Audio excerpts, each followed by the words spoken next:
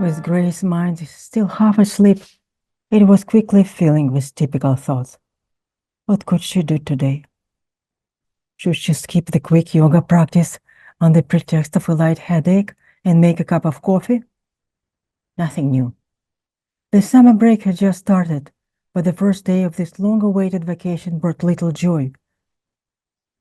Since her daughter and two grandsons moved overseas, this summer didn't hold the same level of interest for Grace. She still had a few hours of classes at school, but her teaching career was officially over. She stretched but didn't open her eyes. A familiar pervading feeling of indifference was settling in again. Grace shook off the feeling and tried to open her eyes, but instead her gaze turned inward. Then she felt a warm breeze brush against her cheeks. As Grace woke up, she realized there was a French door instead of the usual windows. Curiosity compelled her to get up and approach it. With a gentle push, the door swung open, revealing a picturesque meadow adorned with tall grass, bluebells, and vibrant poppy flowers swaying in the wind. The scent of the hot summer July day filled the air, and Grace found herself dressed in flowing linen clothes. Intrigued by the sound of distant music and voices, Grace began walking toward them. The melodic song of a skylark accompanied her every step. The vibrant market caught her eye, leading her to a set of open gates.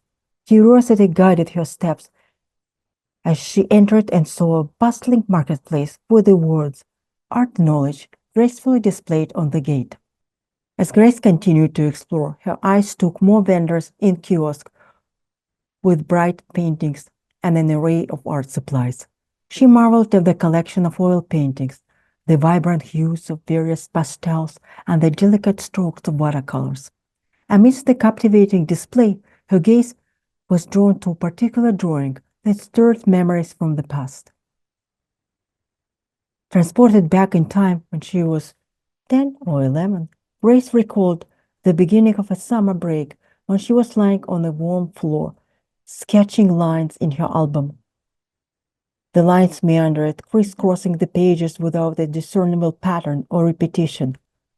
Whenever the squiggly lines intersected, she instinctively curved them, as if the sharp corners agitated her.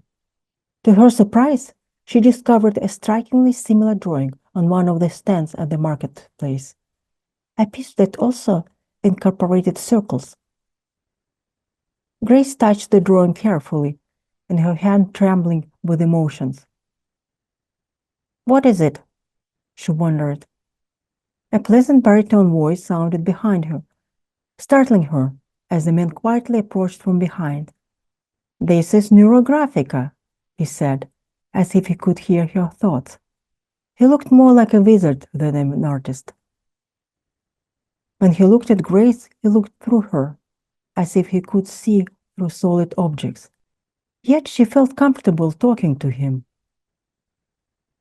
"I remember drawing like that when I was a child, but I didn't know that its style had a name," Grace said.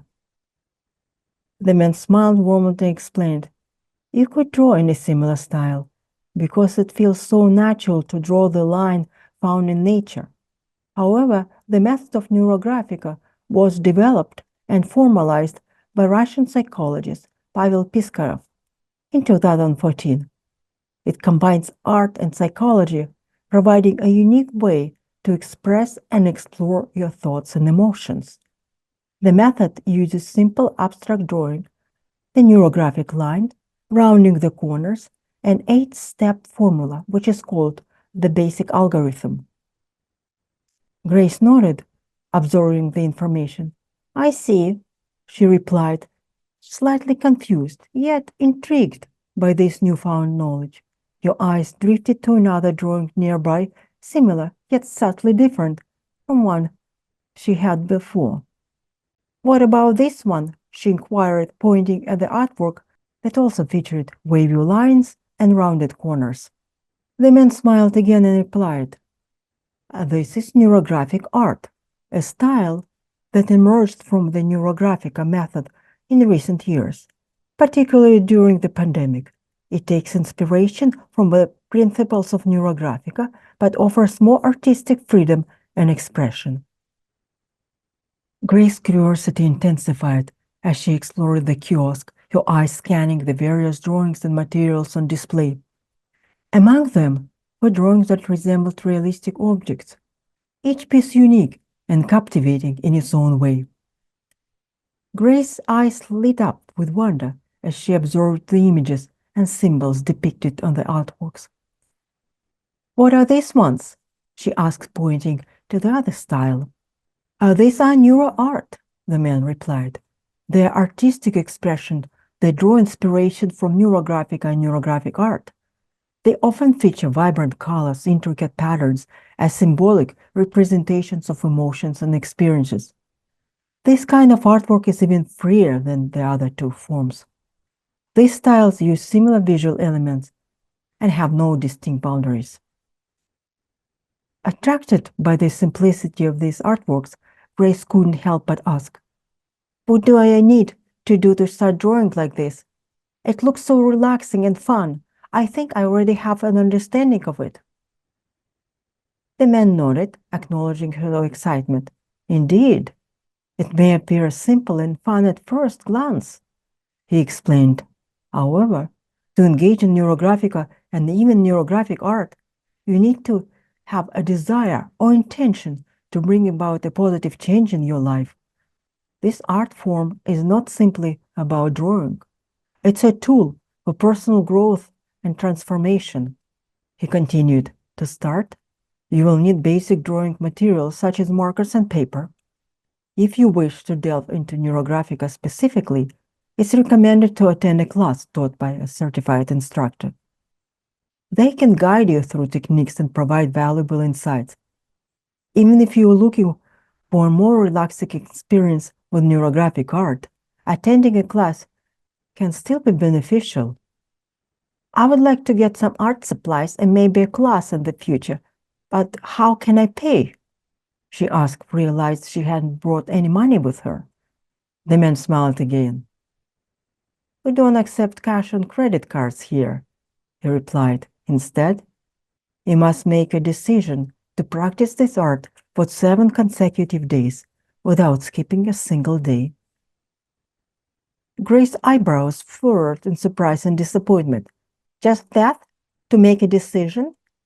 she questioned, feeling like the price was too small for what she had experienced. The man's eye gleamed with wisdom. "You underestimate the power of decision-making," he said gently.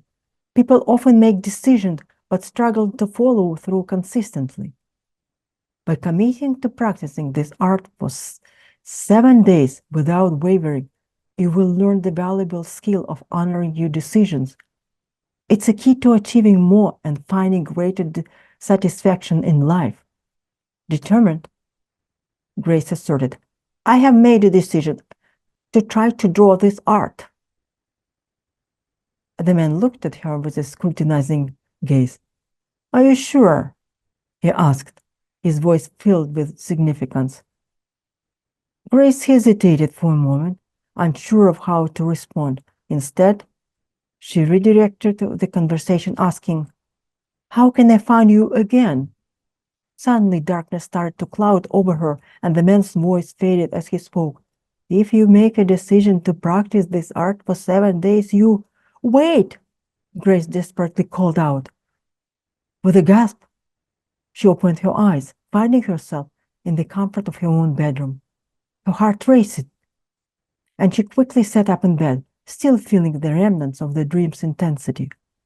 As her gaze scanned the room, she noticed something peculiar on the floor near her nightstand.